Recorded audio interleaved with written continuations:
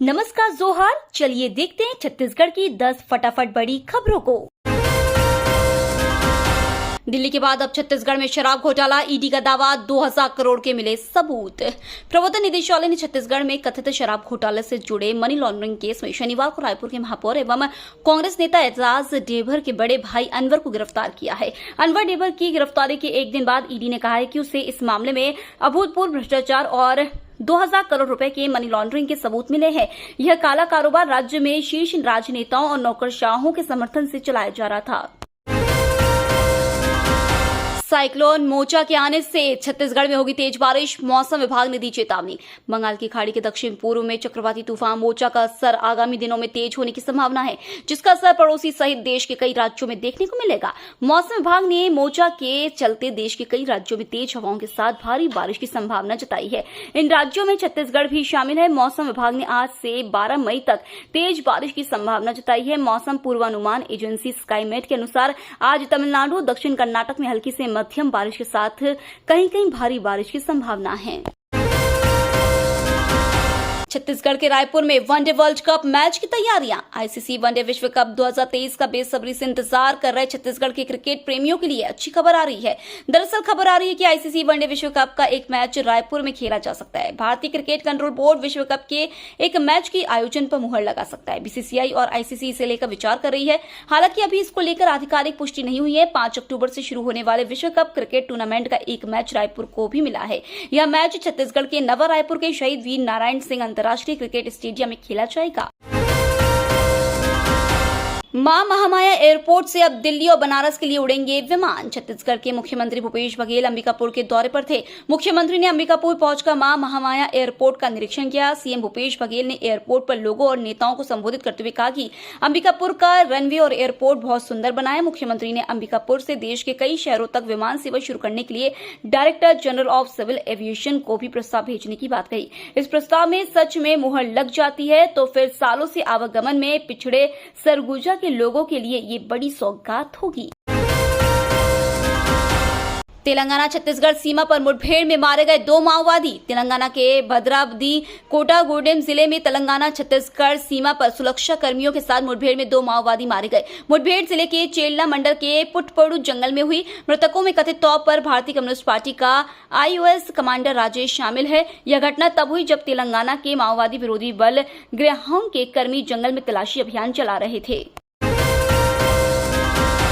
छत्तीसगढ़ में मिले कोरोना के 77 नए मरीज। छत्तीसगढ़ में कोरोना संक्रमण की रफ्तार कम हो गई है। प्रदेश भर में 2793 नमूनों की जांच में 77 लोगों में संक्रमण की पुष्टि हुई है। ये मई महीने के 7 दिनों में मरीजों की दूसरी सबसे कम संख्या है। वहीं 311 लोगों को इलाज के बाद छुट्टी दी गई है। इस बीच किसी मरीज की जान नहीं गई। बढ़ते संक्रमण में मामले में एक तरह से यह छत्तीसगढ़ के लिए राहत की खबर है। प्रदेश में धीरे धीरे कोरोना का संक्रमण लगातार कम हो रहा है। छत्तीसगढ़ में सबसे ज्यादा कोरोना संक्रमित दुर्ग जिले में मिले हैं।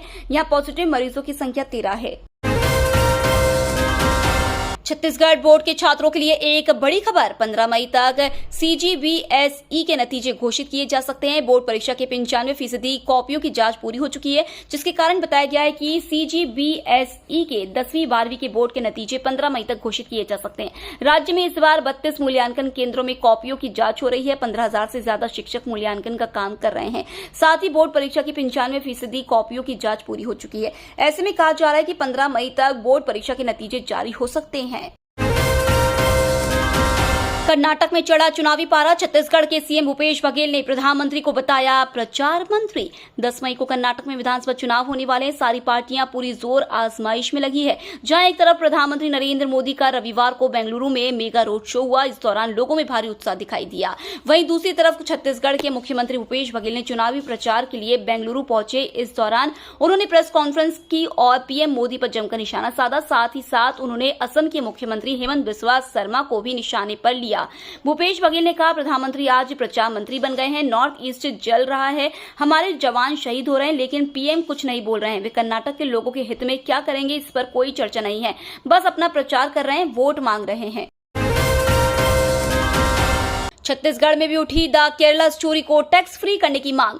मध्य प्रदेश के बाद अब छत्तीसगढ़ में भी द केरला स्टोरी को टैक्स फ्री करने की मांग उठ रही है। बता दें कि राज्यसभा सांसद डॉक्टर सरोज पांडे ने द केरला स्टोरी फिल्म को छत्तीसगढ़ में टैक्स फ्री करने की मांग की है। उन्होंने कहा, इस फिल्म में लव जिहाद के नाम पर किस तरह देश की भोली भाली लड़कियों को बरगलाया जाता है, उन्हें आतंकवाद की दलदल में ढकेला जाता है, उसकी सच्चाई दिखाई गई है। इसे सभी को देखना चाहिए। उन्होंने मुख्यमंत्री भूपेश बघेल से मांग की है कि इस फिल्म को टैक्स फ्री करें।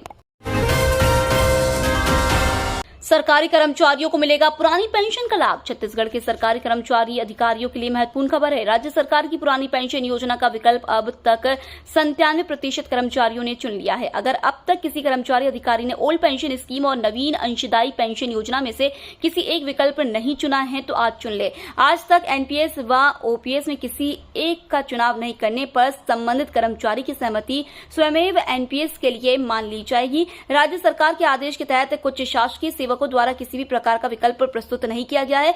विचारोपरांत राज्य शासन द्वारा पुरानी पेंशन योजना अथवा एनपीएस का चयन के लिए आज तक की समय सीमा निर्धारित की गई है। ये तो थी आज की बड़ी खबरें। डेली खबरों से अपडेट रहने के लिए चैनल सब्सक्राइब करना बिल्कुल ना भूलें। धन्यवाद।